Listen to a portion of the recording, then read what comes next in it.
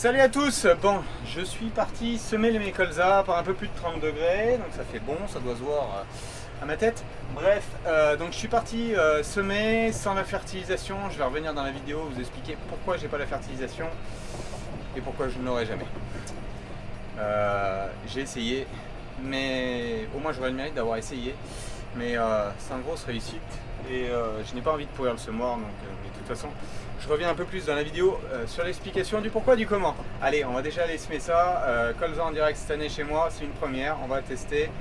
De toute façon, vu les conditions météo, je ne pouvais pas faire vraiment différemment, à moins de faire beaucoup de terre sèche et pas forcément fine pour le coup. Et bon, bah là, il nous annonce des pluies un peu plus maintenues et soutenues, même si ça va pas être non plus des 50 mm. Donc on verra tout ça. Allez, je vous retrouve au champ.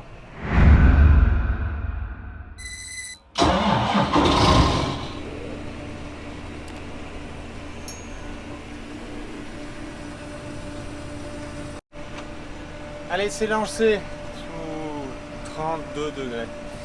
Ça chauffe dehors, ça chauffe, c'est sec en surface, c'est ultra sec, dur aussi. Mais bon, ça c'est les conditions, l'excès d'eau à un moment, maintenant l'excès entre guillemets de sec aussi.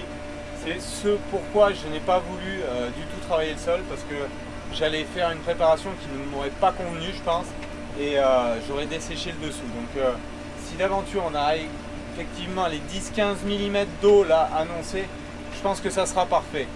Alors revenons à la fertilisation. Donc je viendrai avec les distributeurs d'engrais. Les premiers tests que j'ai fait, donc juste sur les flux d'air, ça se passait pas trop mal. Une fois que j'ai mis l'engrais dedans, c'était une catastrophe sur le doseur. Ça s'est mis à poussiérer, à sortir de l'engrais un peu de partout du doseur. En éjecté sur le cyclone que j'ai rajouté, j'ai réussi à essayer de réduire pour canaliser la dépression du cyclone. Si on n'en faisait pas assez, il y avait toujours du refoulement. Si on en faisait trop, on arrivait à avoir du refoulement comme j'avais dans les travers du début, du refoulement sur la trémie frontale. Donc j'ai pris le choix d'arrêter, ne pas passer plus de temps que ça là-dessus. J'ai quelques petites idées de pistes, de choses que je pourrais faire en fertile mais de façon différente sur le semoir à terme. Mais ce sera vraiment pas la priorité. Là, je pense avoir essayé à peu près tout ce que je pouvais essayer, franchement, parce que j'y ai passé des heures et des heures. Bon, ce qui est bien, c'est que c'est dans l'échec aussi qu'on apprend et qu'on enrichit ses connaissances. Mais par contre, le dicton, le mieux est l'ennemi du bien, et c'est vraiment le cas. Enfin voilà. Allez, je vais réaliser ce semis là en espérant réellement la pluie. Donc je vous fais quelques images, je vous présente un petit peu ce que je fais, la qualité de semis que je peux avoir malgré les conditions ultra sèches, et puis quelques images au drone. Allez, c'est parti.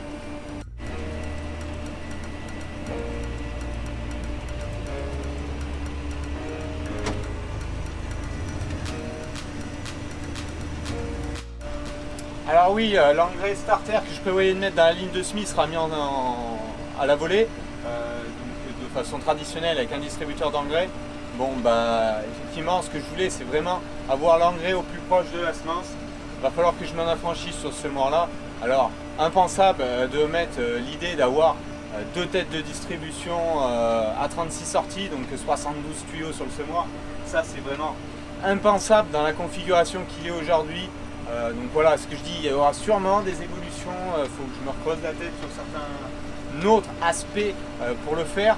Bon, après, c'est pas non plus ce semoir qui réalise tous les semis. Ce que j'avais fait l'année dernière, fertilocaliser, donc avec la trémie frontale et uniquement le combiné de semis avec les deux têtes, ça marche, pas de souci. Donc c'est plus tous les hectares qui peuvent être amenés à semer en semi-direct, où là, soit je peux le mettre à la volée devant sur mes Y, donc je pourrais le mettre là aussi. Là je fais le choix en fait d'attendre que ça pleuve réellement pour l'apporter aussi. Voilà. En vitesse de semis, je suis dans les contours, je suis entre 6,5 et 7,5 km/h. Je roule un peu moins vite parce que c'est des zones un petit peu plus tassées, bon, pour essayer de garder cette qualité de semis. Quand je vais être dans les droites, je pense que je gagnerai 1 km/h à peu près. Bon, on reste sur des débits de travail en dessus de 4 hectares/heure en instantané. Bon je viens de recharger, changement de variété. Donc à chaque changement de variété, je modifie ma dose de semis. En fait, je fais un mélange avec de l'anti-limace autour de 2 kg à l'hectare et je mets la semence derrière. Donc le PMG de la semence change, donc entre les variétés, là je suis entre 5 et 6,8 de PMG, donc ça me fait changer un petit peu la dose entre 4,2 kg et 5 kg de produits semés à l'hectare avec l'antilimace à l'intérieur. Mon objectif c'est de semer à 45 grains si j'ai quelques paires, donc semer à 45 grains. Je sème exclusivement des hybrides cette année, comme je n'ai pas gardé de semences de mes lignées, je sème uniquement des hybrides. Voilà. Allez, je vais vous faire quelques images au drone sur la suite de cette parcelle maintenant que c'est détouré.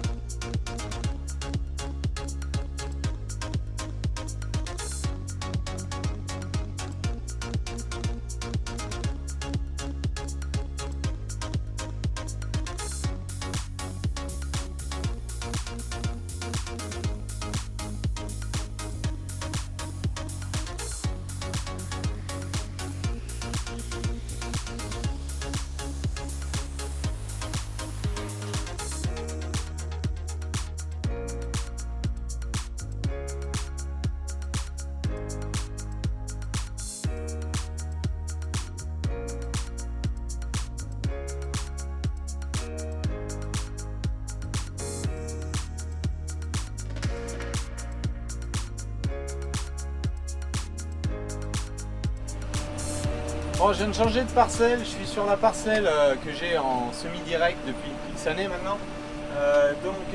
Semi-LG expansion à 45 grains mètre carré toujours. Je ne change pas les réglages que j'avais précédemment, juste le mélange avec l'antilimace et au prorata du PMG. Ça me permet de toujours avoir ces 45 grains de semis. Il suffit d'avoir un mélange homogène entre l'antilimace et la semence et c'est parfait. Là par contre cette parcelle là, pourquoi elle est en semi-direct? Parce qu'elle craint le sec et le mouillé, et là en l'occurrence au sec c'est du béton, donc je roule à 6 km/h, 6 km/h et demi. Bon, je suis sur un semis vraiment en surface, je remets un tout petit peu de terre fine dessus, et c'est vrai qu'avec les précipitations que l'on aura, ça va détendre le dessus, et dessous il y a de la fraîcheur et la structure est normalement pas mauvaise. Ici ça avait été récolté dans les premières dates de récolte de blé et dans des bonnes conditions.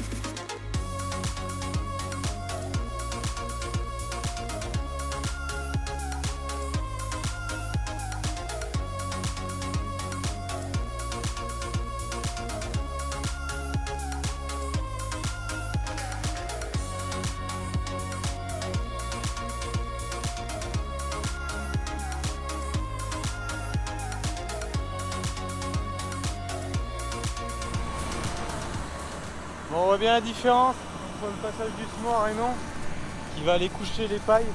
Alors je prends un tout léger biais.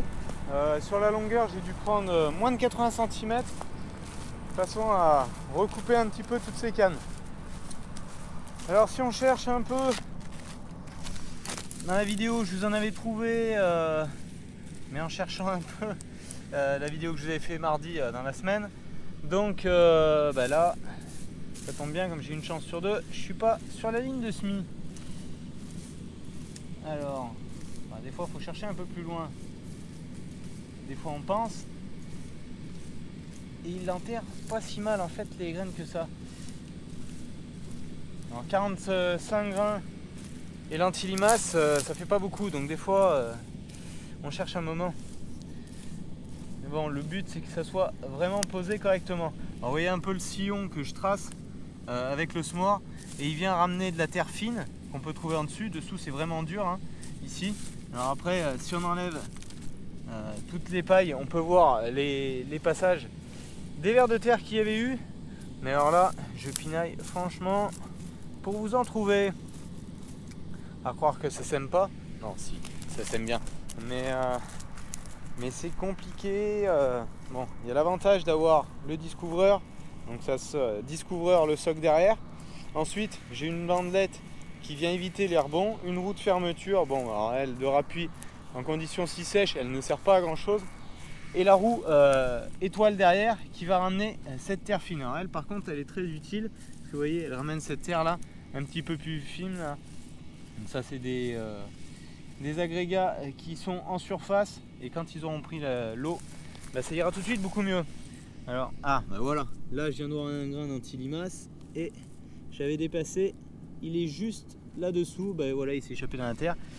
Le grain de colza, mais comme je vous dis, ils sont vraiment à 1 cm. Alors bon, l'avantage de semer pas trop vite, ça permet justement qu'il n'aille pas rebondir, et puis comme je vous dis, avec l'équipement qu'il y a sur le semoir, ils ne rebondissent pas. Mais des fois à chercher, ils peuvent se faufiler dans une faille du sol et puis tomber à 1,5 cm, 2 cm. Bon, c'est pas grave, du moment qu'on aura de l'eau suffisamment, ils iront germer. Mais comme quoi, des fois c'est coton de les trouver. Allez, reprenons. Bon, bien pratique la caméra, vous ne devez pas vous voir exactement, mais moi ça me permet de semer jusqu'à la fin, la trémie, pour changer de variété et avoir les variétés les plus pures possibles sans trop mélanger. Donc là ça me reste un aller-retour et demi dans cette parcelle, j'ai terminé.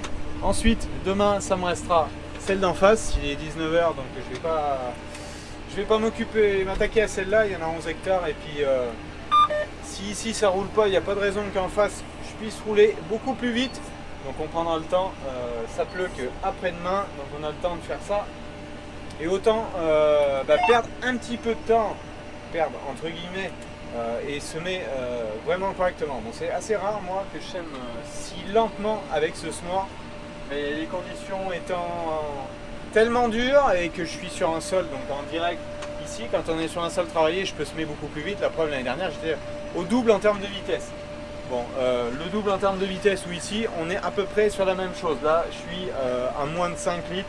Allez, on compte les contours, les trajets, je vais être à 5 litres 5 à peu près de coups de semis à l'hectare. J'engage pas des gros frais, mais croisons les doigts que ça marche quand même. Parce que bon, il y a un petit peu de surface, j'en aurai 24 hectares de fait comme ça. On verra ce que ça donnera. Voilà. Allez, à demain.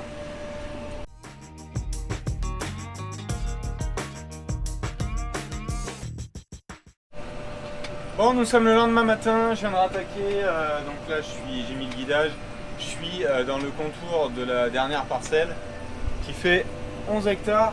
La particularité de cette parcelle, c'est qu'elle est majoritairement en paille broyée.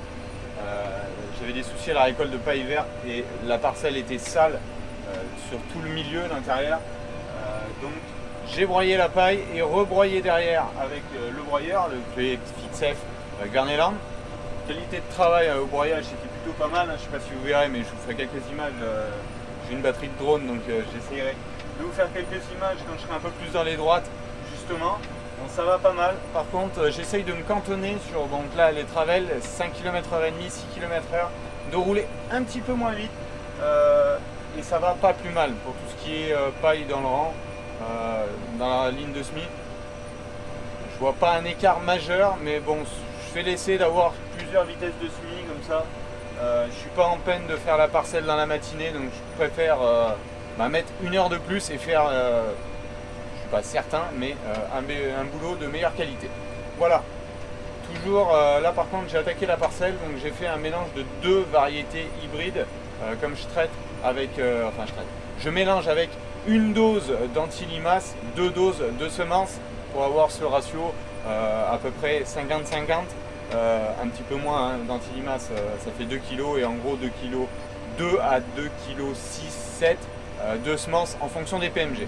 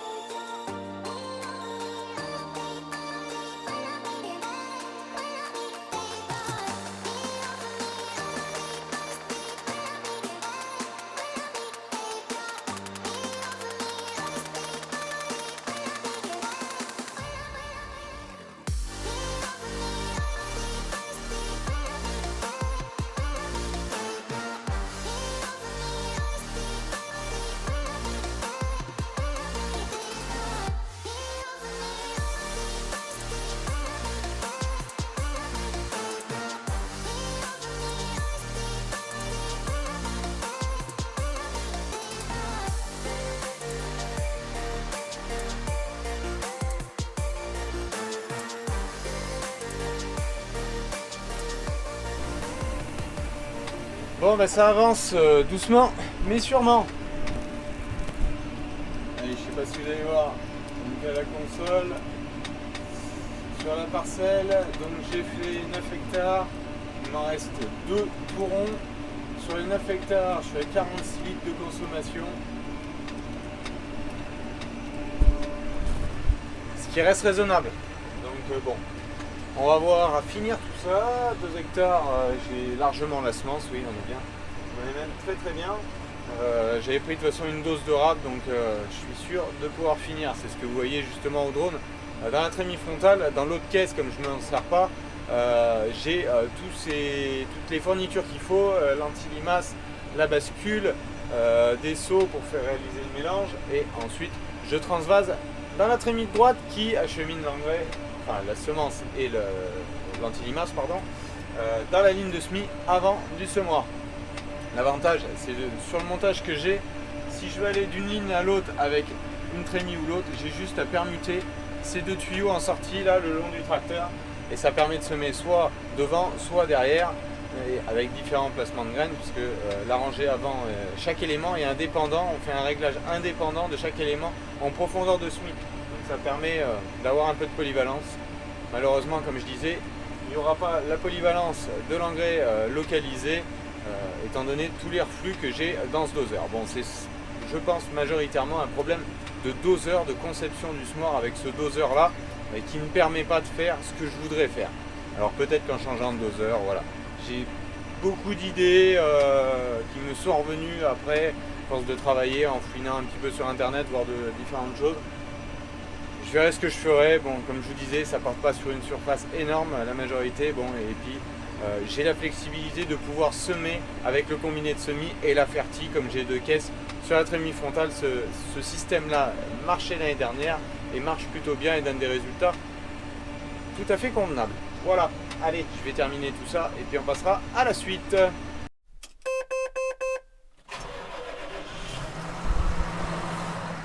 Bon, semis a été fini ce matin. Début d'après-midi, je suis allé récupérer, donc je vous ferai voir, mes pointes au carbure pour le karat. Parce que j'arrive au bout du jeu de pointe au carbure. J'ai fait 4 campagnes avec ce jeu de pointe. Donc j'avais changé un peu, je vous expliquerai ce que j'avais changé sur les dernières, le dernier jeu de pointe que j'avais, donc qui va plutôt très très bien sur le karat. Donc ça, je les ai récupérés. Il faut aller monter dans les jours à venir pour vraiment attaquer la campagne de déchaumage. Campagne qui va s'attaquer comme le 6R là, sans jumelage, parce que je viens de me déplacer sur le site le plus loin et je vais pas gratter très très profond. Ce sera un premier déchaumage à cet endroit là, le deuxième viendra avec le Chisel bourbonnais.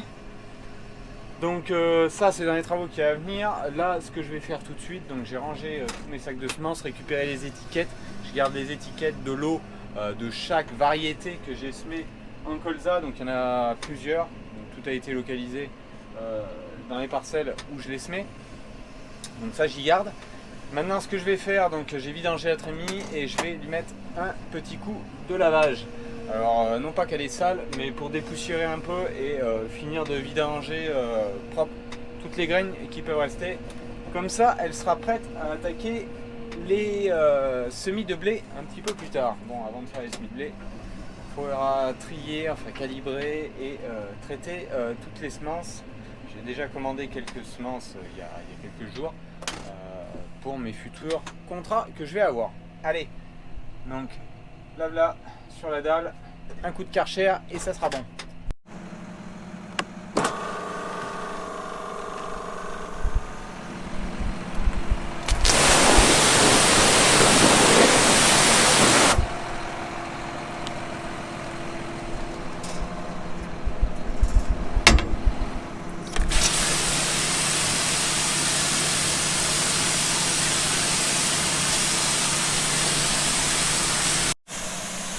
Alors comme vous voyez, je peux réduire la pression avec la lance.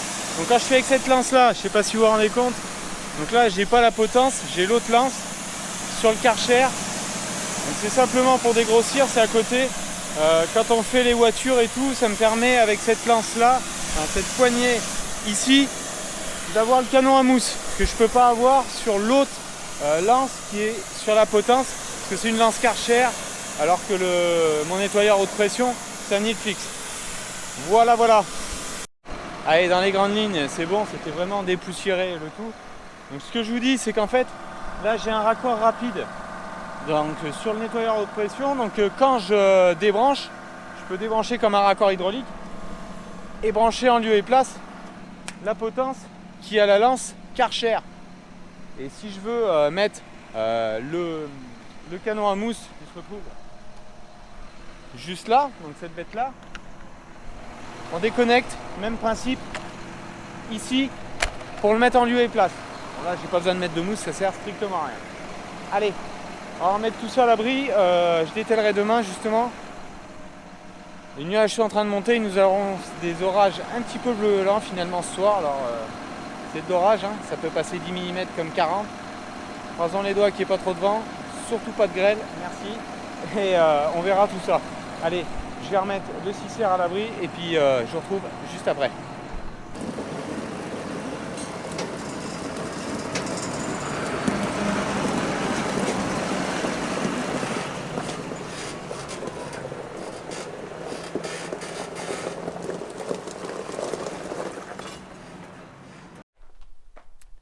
Allez, donc le 750 finalement il a pris un coup de Karcher lui aussi, rapide, juste pour dépoussiérer. Donc ce que je vous disais, pointe à gris carbe sur le Karat, donc largeur 80 mm, donc 8 cm. Grosse pastille carbure, plate. Les premiers jeux que j'ai eu étaient pointus. Le problème c'est que quand j'ai pas beaucoup de terre à silex, mais j'en ai quelques-unes et dans un silex on fait péter le carburant en triangle, alors que comme ça il tient beaucoup mieux. Donc j'ai toutes ces pointes à mettre derrière, je vous expliquerai comment je le fais sur le Karat, parce que je mets pas toutes les rangées, je mets que les rangées arrière. Et je vous expliquerai pourquoi. Bon, lui comme ça, il n'y aura plus qu'à le dételer. Et puis voilà. Bon, la fertie, on fait un deuil dessus. Enfin, je fais un deuil sur la fertilisation dans la ligne de semis. J'ai toujours la possibilité, par mes Y qui sont ici, de mettre la fertie devant sur la surface comme si je le mettais avec un épandeur. J'ai pas fait le choix, étant donné d'être certain, sûr et certain d'avoir l'eau, de le mettre là pour les colzas. Pour le blé, on verra comment je ferai. Je peux le faire comme ça, comme je le faisais avant. Mais voilà, ce que je vous disais, le mieux c'est l'ennemi du bien. De vouloir le mettre dans la ligne de semis avec ce semoir, c'est pas possible. On peut essayer à peu près tout, ce n'est pas possible. Bref, c'est comme ça. Résumé d'avoir semé un peu en roue simple, malgré que je sois en roue simple. Bon, condition sèche. Hein. Là, la trémie élevée, elle est vide, 800 grammes. Sur les Kleber Topker IF, nickel, franchement nickel. Le confort de conduite, le pneu s'écrase même pas tant que ça, hein, 800 grammes. Faudrait que je refasse les charges exactes pour les pressions. J'ai mis à 800, je pense que je pourrais descendre même en dessous de 800. Et naturellement, à l'automne, plus tard, il sera toujours jumelé. Donc là, on fera même du 600 grammes. Et malgré la vitesse de route, on sera bon. en tolérance. Voilà. Et ben allez, je vais rentrer le 8R avec le Karat sous l'hangar, que je puisse bricoler si justement ça pleut demain, que je sois au sec. Donc on va aller faire tout ça.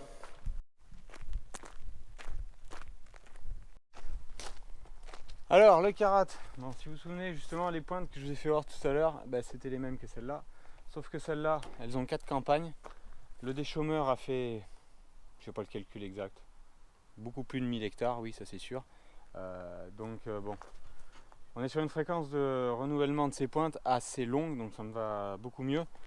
Alors je mets les pointes que je mets à l'avant sur toutes les dents. Donc en fait à l'avant c'est des origines pointues, mais sans carbure, parce que ce que je vous dis, je les casse dans les silex.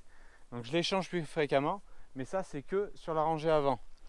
Pourquoi? Parce que la rangée avant, elle encaisse beaucoup plus. Quand on arrive sur la deuxième et la troisième rangée, le sol a déjà été remué un petit peu, donc il est un peu moins dur. Si j'ai que des pointes au carbure, même devant, le problème c'est que les dents ont tendance à s'effacer. Les ressorts ne sont pas assez costauds, donc la dent s'efface un peu.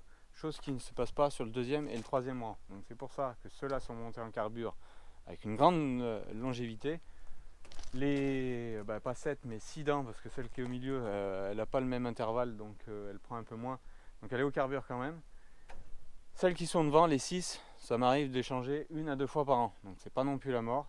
C'est des pointes, donc 6 fois 22, 23 euros aujourd'hui, donc ça passe. Je sais pas si vous avez vu par contre, donc, dans le carton juste à côté, j'ai les pieds de socle. Les pieds de socle de derrière, ils étaient usés quand je les ai eus, et le problème c'est qu'il faut faire très très attention. Comme vous voyez là, on arrive sur la limite de l'usure, faut que je me mette comme ça, limite de l'usure du pied de socle. Après, donc si la pointe se mange, bah ici ça vient frotter le pied de socle. Moins de matière là, donc les boulons ne tiennent pas. Donc ceux-là ils étaient tout mangés depuis que je l'ai, le Karat.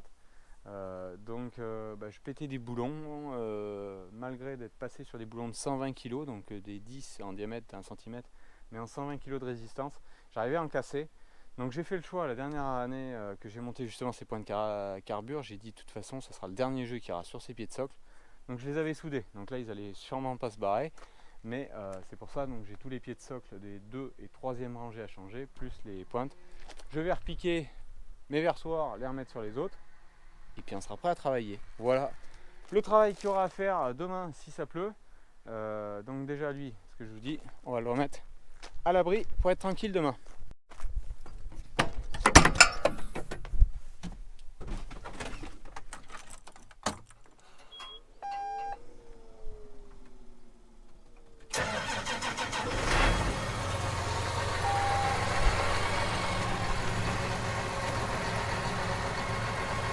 Bon, certains ont regretté de ne pas avoir le 8000 depuis quelques temps. Ben, comme je vous l'ai toujours dit, le 8000 c'est vraiment le tracteur chez moi qui sert. Et ben là on est même un peu plus tard, mais vraiment sur la fin d'année. Donc août, septembre, octobre, novembre et décembre, c'est les mois où il tourne le plus. Et entre deux, ça m'arrive de m'en servir, comme vous l'avez vu, au porte-engin, parce que justement je peux le monopoliser avec le dolly comme je ne m'en sers pas ailleurs. Mais le reste de l'année, forcément vous le voyez moins. Mais c'est pas pour ce temps que je l'ai vendu, et loin de là. Il va encore faire de nombreuses années chez moi. L'autre tracteur qui est à la calée, c'est le 6810. Non pas qu'il soit en panne, mais il est en panne sur les pneumatiques. Ils étaient vraiment en bout de course, donc les nouveaux sont commandés, devraient arriver d'ici 10-15 jours à peu près. Chance, j'ai fait la majorité des travaux avec que j'avais à faire réellement, mais c'est aussi pour ça que j'avais dételé très rapidement le broyeur, de peur d'en éclater un sur la route ou dans le champ.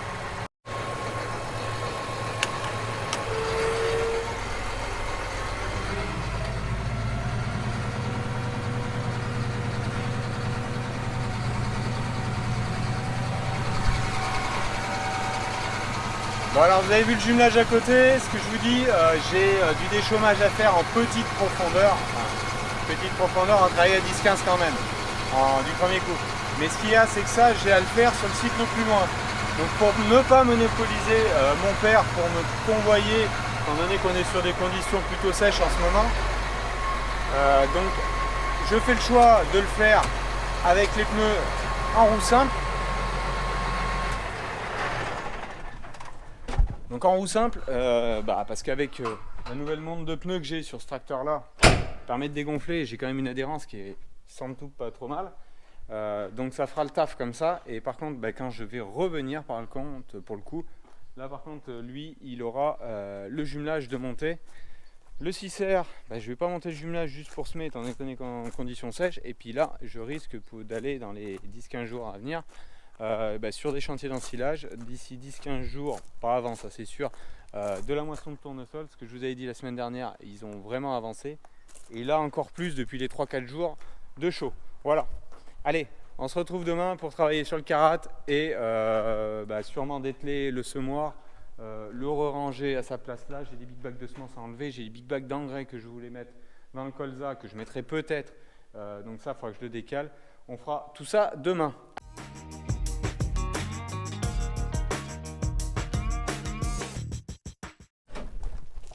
Bon, lendemain matin, les orages sont passés, mais pas chez moi. Non, c'est passé pas très loin et pas vraiment très orageux, hein, malgré ce qu'ils annonçaient. Donc, j'ai sorti le carat. On va s'occuper de changer toutes ces pointes, les pieds de socle, les pointes, mettre les versoirs dessus, tant que ça fait pas trop mauvais. Allez, c'est parti. Alors, remontage, un pied neuf. Donc on va mettre le boulon, le versoir. Donc celle-là, je change le versoir en plus. Je me sers à chaque fois de la boulonneuse, ça va nettement mieux. Et nettement plus rapide. Alors ça c'est le piège, on se fait couper les doigts. Ensuite, un boulon, donc c'est sur les pointes que je mets des boulots de 120 kg. Bien meilleure résistance. Hop, on raligne tout ça.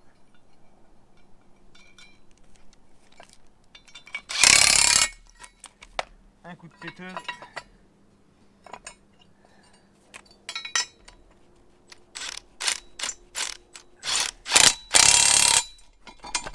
Et voilà,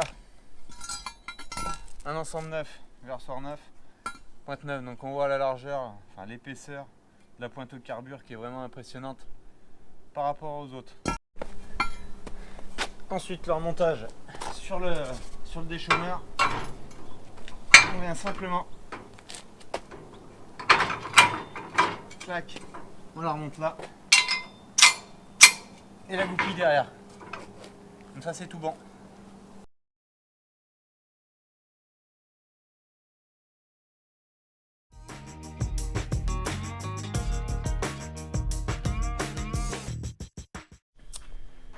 Bon, changement de programme. Comme vous avez vu, j'ai changé quelques pointes et pieds de socle sur l'arrière du déchaumeur. Donc en haut sur ceux que j'avais en stock, ici sur ceux que j'avais en stock, en haut sur les commandés justement. Les versoirs ici, finalement je me suis rendu compte qu'il faut en changer beaucoup plus que prévu. Parce qu'il faut que je les démonte du pied de socle ancien pour les mettre sur les nouveaux. Je me suis mangé déjà 2 ou 3 fois les boulons qui me tournent dans les doigts avec la clé à choc. Donc ça fait toujours plaisir, ça saigne, ça coupe bien, ça va plutôt pas mal. Donc en fait non, je vais tous les changer sur l'arrière, repartir neuf. Ceux qui sont moins mauvais, je les garderai en stock. Donc c'est pour ça que j'ai la caisse noire sur le carat, en fait c'est ma caisse avec le stock. Donc 2 pointes à l'avant, 2 boulons de sécurité, donc j'ai un gros boulon des fois qui casse aussi ici là. Ça m'est mieux arrivé de le casser, les boulons de sécurité plus haut là. Donc au moins j'ai tout ça qui me suit sur le carat pendant que je suis au champ avec les douilles, les clés, le marteau, tout ce qui va donc pour réparer tout de suite. Ne pas avoir à revenir, goupille de rab au cas où s'il y en a une qui casse derrière. C'est arrivé une fois ou deux, donc pas qu'elle casse au travail, mais qu'elle casse quand on les démonte. Parce que pour changer la pointe, on peut le faire avec le pied de socle accroché. Pour changer le versoir, là on ne peut pas parce qu'il est derrière le support dedans. Donc il faut démonter tout le pied et ensuite on passe. Donc voilà, donc faut que je récupère tout ça, mes changements de programme. Donc on a eu quelques précipitations, on a eu 18-20 mm depuis que les colzas sont semés. Donc c'est parfait pour les colzas, ce qui est moins bien pour ça. Bon, mais il faut savoir s'adapter. Donc je ne vais pas aller déchaumer tout de suite. Donc je vais attendre ces pièces-là pour finir de les remonter et d'avoir le temps de remonter tout ça. Par contre, je vais mettre en chantier le 8R à faire du labour dans les jours à venir. J'irai sûrement en faire un petit peu ce soir, là, donc je vais dételer, rateler ça. Et là, j'ai préparé, vous allez voir la suite. Donc comme j'avais dételé le semoir, donc j'ai préparé donc, le 6R avec le coffre devant, la ténère derrière. Pas besoin de gros de poids en ensilage maïs. Donc vous avez compris, je vais aller à l'ensilage chez Nico. Vous aurez le retour justement parce qu'on va faire l'ensilage même si c'est un peu précoce, mais bon, il faut bien trouver un compromis. L'ensileur n'est pas toujours non plus dispo, il n'y a rien. Donc on va essayer de trouver un compromis. Mais je vous ferai justement les images et le retour un peu sur le maïs qui avait été semé en direct derrière le métail. C'est pas une grande réussite pour plusieurs facteurs. Je pense pas qu'on puisse incriminer spécialement le semoir en l'occurrence. Je pense qu'il aurait fallu de l'insecticide sol. Il y a des problèmes de dégâts d'oiseaux à la levée. Et un petit coup d'engrais starter n'aurait peut-être pas fait de mal. Bon, allez, j'avais semé avec le petit tout, j'avais pas le 6R pour mettre la treillis frontale devant. Je pense qu'aurait mieux valu mettre la totale, entre guillemets, pour avoir une réussite meilleure de ce maïs-là. Bon, les pieds qui sont là sont pas vilains, mais ça manque énormément de pieds. Et comme on avait déjà semé clair, bah, c'est pas terrible, quoi. Voilà. Bon allez, moi je vais aller préparer le 8000 pour le mettre au labour. Lui, demain matin, il va aller, je vais finir de le préparer, donc il faut faire le plein, il faut que je fasse la cabine, mais enfin bon, ça c'est du bricolage. Pour aller demain après-midi à l'ensilage, et après-demain la journée, au moins le matin, début d'après-midi. Donc voilà, allez, moi je vous dis à la semaine prochaine pour la suite des travaux. Ciao, bye bye.